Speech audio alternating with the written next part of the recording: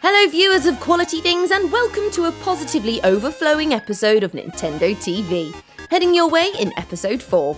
We saw the Squirtles from the Slowpokes as we visit the Pokémon Video Game Championships, get our camo on with Metal Gear Solid 3D Snake Eater, and prepare to hand over a huge chunk of our social lives to JRPG Pandora's Tower.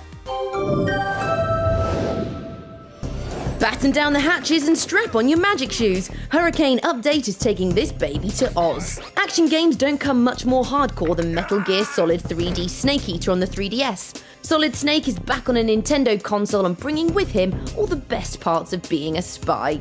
Stalking your enemy through jungles, brutal close combat takedowns, and of course, pretending to be a cardboard box. We all know Metal Gear Solid is awesome, but what we love most about this brand new outing is the fact that you can make your own camouflage in the game. It's as easy as taking a picture. See this Goomba? Now he's Goomba camo. How about this face? That's right, human face camo. We could do this all day. In fact, I think we will. Metal Gear Solid 3D Snake Eater is out now. It's time for another ridiculously huge and extremely loud Japanese RPG to head to our fair shores. After the massive success of Xenoblade Chronicles and The Last Story, Pandora's Tower arrives on the 13th of April as JRPGs continue to make a nice comfy little home for themselves on the Wii. If you're thinking you've seen it all before, big monsters, check. Legendary storylines, check. Mysterious cloaked figures, check. Then be warned. Pandora's Tower is an unexpected kick up the dvelg for RPG fans. The game is more of an action RPG and focuses on the relationship between main characters Aaron and Elena. The latter's only gone and had a curse put on her, which means she'll be gradually turning into a demonic creature unless she feasts on the flesh of monsters that live in the 13 towered fortresses. We hate it when that happens. Aaron's job is to defeat the 13 bosses and take their flesh back to Elena like some mental takeaway service. How you react to certain things in the game will affect which of the 5 endings you finish with. Aw, we hope we get a happy ending with sweets. We fought our way through armies of fans to speak to Brit Award-winning pop stars One Direction on a special Mario Kart track day and to get the skinny on which Mario Kart characters the guys like best. I think Mario is sick. I picked my favourite character, Donkey Kong. Donkey Kong. I actually like Bowser, the Bowser bike. I like yours. I went with Luigi this time. My dog was called Luigi. Luigi? He's a Luigi. Really? Well, if you say so. Huge thanks to the guys and massive high five to Zane, who said his favourite fighting game was Killer Instinct on the SNES. Us too. It's time to power up the Pokédex and polish the Master Balls for the 2012 UK Pokémon Video Game National Championships. The event was huge. More than 600 people battled it out for a chance to take on the best trainers from around the globe in the Pokémon World Championships, which take place later this year in the hula dancing, grass skirt wearing, Sunshine Paradise of Hawaii. 4 finalists from the Junior, Senior and Masters division vied for the chance to flex their trainer skills in the Aloha state. It's not all sunshine and Snorlaxing though, and to get an inside look at the work involved with becoming a top-ranked Pokémon battler, we followed official Nintendo magazine blogger and Pokémon expert Marty Bennett, who has spent months preparing for the national championships. More girls should play Pokémon. It's not hard, but it's hard.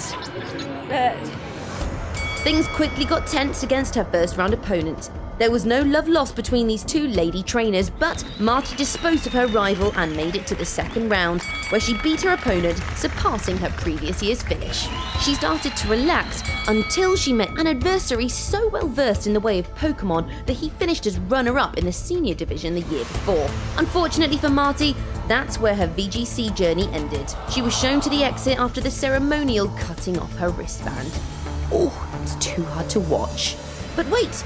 Just as Marty was getting some commiserating hugs, there came a call over from the judges. Marty was back in the competition. Her opponent had been disqualified for using ineligible Pokémon. We got a quick word with Marty before she headed off to the finalist lounge to see who she'd be fighting for a trip to Hawaii. I got knocked out, I thought it was over, and then I got called back because my opponent had been found to be using Pokémon modified by an external device. I've been training for months, every day, at least an hour a day. Just been really lucky. It was a tense bout as Marty faced off against Benjamin Gadashk, a close friend and number 2 seed from 2011. Unfortunately, Marty's luck had run out. This really was the final stop as Benjamin took the win. But chin up Marty, reaching the final 8 is no small feat. There was still some serious Pokémon action to go down, and we managed to track down the Masters 2012 final winner Ben Kiriakou, who came to the tournament using the same team as series legend Gary Oak, leading to some serious respect from the knowledgeable crowd. I've got here with a team only using Gary's Pokémon from the main series and the anime, and made a team around it, and well, it did alright, didn't it? The seniors final saw George Langford finally pipping Maxim Canovo to the Pokémon post. How does it feel to be a champ, George? I'm really surprised because I thought I wouldn't even make it through the first 4 rounds, but you know, I came all the way over here and with my team as well, so. But the star of the show was Junior Division finalist Aaron Bundy, who made it all the way to the final even though he'd never set foot in a video game championship before. Pretty exciting, right, Aaron? Really excited. Been a bit scared because this is my first ever competition. With the crowd chanting the little fella's name, he beat his worthy adversary Daniel Wisson, securing himself a seat on the plane to Hawaii. And the question on everyone's lips, who would Aaron be taking with him? Well, I'm thinking take my dad and then buying one more ticket for my mum. Oh, so not us then? Well, this is awkward. Oh, look at that face. We can't stay mad at you. Congratulations to all the finalists who are now hard at work practicing for the Pokémon Video Game World Championships, which will take place in August. Good luck.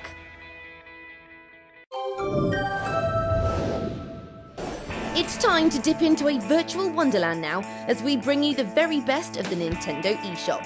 It's not too often we get to say this, but Dylan's Rolling Western is the best cowboy-themed tower defense armadillo em-up on the 3DS. It's a familiar tale of an anthropomorphic shell slinger defending a sleepy frontier town against rocks. Hordes of marauding rock monsters responsible for nomming the town's livestock.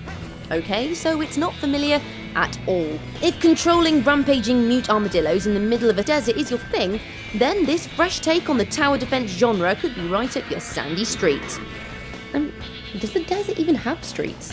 It doesn't matter. What does matter is for 9 of your English pounds you can pick up a sprawling spaghetti western worth far more than the price tag.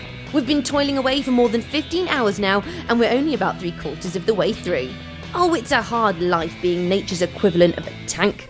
If you're looking for more vintage action, then the beat-em-up classic Punch-Out has just been dabbed with a wet sponge and sent back in for round 2 on the 3DS Virtual Console. You follow Little Mac as he works his way up the boxing food chain, knocking out all kinds of mental characters along the way. If you're not sold on the seminal David vs Goliath storyline, then wrap your peepers around the little cameo from a certain mustachioed plumber. We'd recognise that referee anywhere. Punch-Out is ready to rumble right now. Another familiar face skulking his way onto the Nintendo eShop is Mario's nasty little shadow, Wario.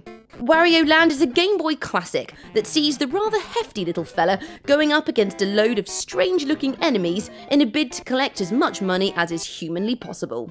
Seeing as this is a sort of Mario game, you'd assume there's some kind of princess to save, right? Wrong. Wario isn't interested in saving anyone and just wants to make Mario jealous by building a bigger castle than his arch-nemesis. This greed-driven game is a must-have platformer that will keep your thumb muscles busy for a good long while, so check it out on the Nintendo eShop now.